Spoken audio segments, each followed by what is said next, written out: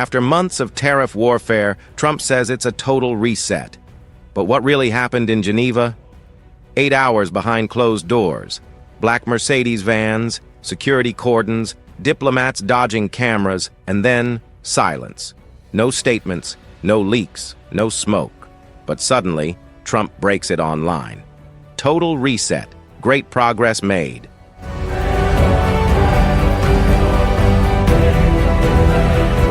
What happened in Geneva? Is the U.S. China trade war actually cooling off, or is this just more smoke and mirrors? Let's rewind. For over a year, Washington and Beijing have been locked in the most aggressive trade conflict since the Cold War. Tariffs on Chinese imports? 145%. For some goods? Up to 245%. China hit back with 125% on U.S. products. $600 billion in bilateral trade nearly frozen. Supply chains shattered. Global markets rattled. This was not a scuffle. It was a full-blown economic war. But this weekend, in the quiet, neutral hills of Switzerland, something shifted. Behind the villa gates of the Swiss ambassador to the UN, the two biggest economies in the world sat face-to-face for the first time since the tariffs were unleashed. And both sides came out saying the same thing: substantial progress. But what does that mean? And who gave in? The location wasn't public, but satellite trucks spotted the motorcades.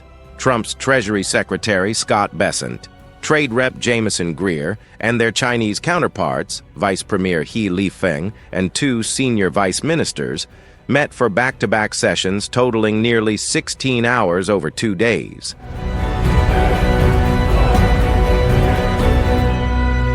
Geneva, lake views, tight security, no formal agenda released, no press allowed inside. On Sunday evening, both sides stepped in front of cameras, just barely. No questions, no documents, but big words. Substantial progress, said Bessent. A very constructive 2 days, said Greer. Important consensus, said Vice Premier He. The White House called it a deal. Beijing called it a first step. But here's what was missing: any mention of tariffs. The triple-digit tariffs, 145% U.S. duties on Chinese goods and 125% Chinese levies on U.S. exports, are what started this war. And despite all the warm language, not a single official confirmed any rollbacks. So what did they actually agree on? Sources say the two sides hammered out a trade consultation mechanism, a kind of hotline plus back-channel plus economic forum rolled into one. It's not a deal, it's a process, a signal. A door opened. And that's what makes this Geneva moment so strange. A deal without details, a breakthrough without numbers, a handshake with no receipts. So why all the hype over a deal without numbers? Simple. The stakes are massive. Trump's tariff blitz this year, starting with 20%, then 34%, then 145% on Chinese goods, has frozen nearly $600 billion in two-way trade. Entire supply chains were paralyzed. U.S. factories slowed. China's exporters rerouted shipments to Southeast Asia. American farmers watched unsold crops rot. Wall Street flinched. Consumer prices rose. And then came the layoffs. This wasn't a cold trade war. It was a full-stop economic collision, and both sides knew it. So Geneva wasn't just about commerce, it was about credibility. For Trump, it was about proving his tariffs forced Beijing to the table. He called the meeting a total reset, branding it as a win. But he also floated an 80% tariff as a concession, still sky-high by global standards. For China, it was about showing resolve, not surrender. Vice Premier He Lifeng warned, if the U.S. insists on a trade war, we will fight to the end. That line was buried in Chinese state media, but it wasn't just rhetoric, it was a message to the domestic audience. China did not blink. And behind the scenes, both countries needed something more than headlines. Trump needed a market boost before the next Fed meeting. China needed to ease pressure on the yuan and to calm jittery exporters facing canceled U.S. contracts. That's why the joint mechanism matters. It gives both sides a way to talk without making concessions up front. It's the scaffolding of a possible climb down. So here's what everyone, from Wall Street to Brussels to Beijing, is watching now.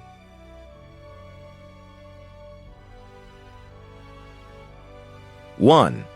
Will tariffs actually drop? Despite the great progress headlines, there's still no concrete commitment to reduce the punishing 145% U.S. tariffs or China's 125% counter tariffs. Trump teased an 80% rate, yes, a reduction, but still historically high. So far, no official from either side has confirmed any rollback schedule. Markets want clarity. Investors want numbers. 2. What does the trade consultation mechanism mean? Think of it as a hotline, but with spreadsheets. This joint platform could streamline negotiations, prevent future tariff escalations, and maybe, just maybe, lay the groundwork for sector-specific deals. But remember, the U.S. and China have launched similar frameworks before. Many faded. This one will be judged on what it delivers. 3. How serious is China about domestic reform? Washington wants China to rebalance its economy, less reliance on exports, more on domestic consumption. That's not a small ask. It requires deep political and economic change. So far, Beijing's message has been, we'll open up on our terms. Geneva didn't change that, but it restarted the conversation. 4. Will this reset last? The last major U.S. China trade détente, signed in 2020, collapsed within months. Since then, mistrust has hardened. What's changed now? Some say both sides are more desperate. Others say they're simply buying time. The final takeaway? Geneva may have cooled the fire, but the fuse is still lit.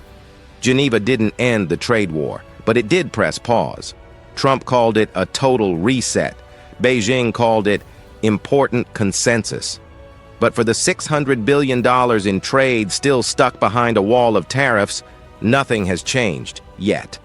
There's no white paper, no signatures, just promises of a statement coming Monday. Meanwhile, American farmers still can't export soybeans without massive penalties. Chinese tech firms remain locked out of U.S. markets, and factories on both sides are operating in uncertainty, waiting for tariffs to either drop or explode again. The stakes? Global supply chains, inflation, jobs, political survival. Trump needs a win ahead of the election. China needs relief without appearing weak. Both sides want leverage, but neither can afford collapse. The Geneva deal might mark a turning point, or it might be the eye of the storm before talks collapse again. Markets are holding their breath. The world is watching, and the next 72 hours could shape the future of global trade. Because when two superpowers say they've made progress, the only thing certain is that the real deal hasn't landed yet.